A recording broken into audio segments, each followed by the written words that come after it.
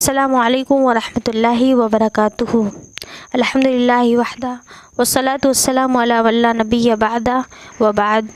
اعوذ باللہ من الشیطان الرجیم، بسم اللہ الرحمن الرحیم۔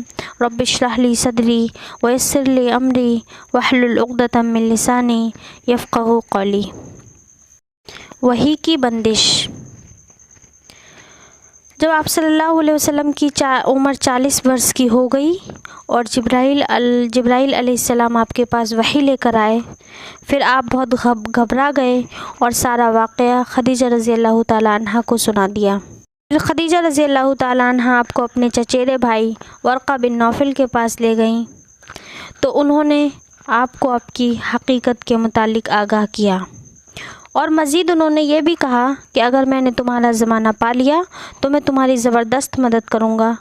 اس کے بعد ورقہ بن نوفل جلد ہی وفات پا گئے اور وحی کا سلسلہ رک گیا۔ اس واقعہ کے بعد جبرائیل علیہ السلام نبی کریم صلی اللہ علیہ وسلم کی خدمت میں آنے سے رکے رہے۔ تو یہ مدت کتنی تھی، اس بارے میں اختلاف ہے۔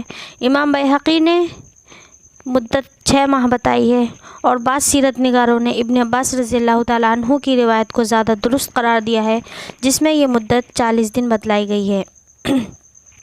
رسول صلی اللہ علیہ وسلم وحی کے رک جانے سے بہت پریشان ہوئے اور مزید دوبارہ وحی کی آمد کا شوق اور انتظار پیدا ہو گیا۔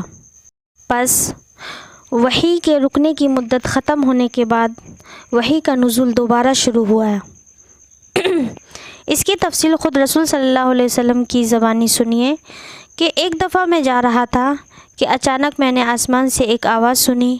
میں نے اپنی نظر اٹھائی تو وہی فرشتہ نظر آیا جو غار حرا میں میرے پاس آیا تھا۔ وہ آسمان زمین کے درمیان ایک کرسی پر بیٹھا تھا۔ میں ڈر گیا اور واپس گھر چلا گیا۔ میں نے گھر پہنچتے ہی کہا، مجھے لحاف اڑا دو، مجھے لحاف اڑا دو۔ اس کے بعد اللہ تعالیٰ نے یہ آیت اتاری، یا ایھا المدثر قم فانذر وربک فکبر وثیابک فطہر والرجز فہجر۔ اے کمبل اوڑھ کر لیٹنے والے، اٹھ کھڑا ہو اور لوگوں کو ڈرا، اور اپنے رب ہی کی بڑائی بیان کر، اور اپنے کپڑے پاک رکھ اور ناپاکی چھوڑ دے۔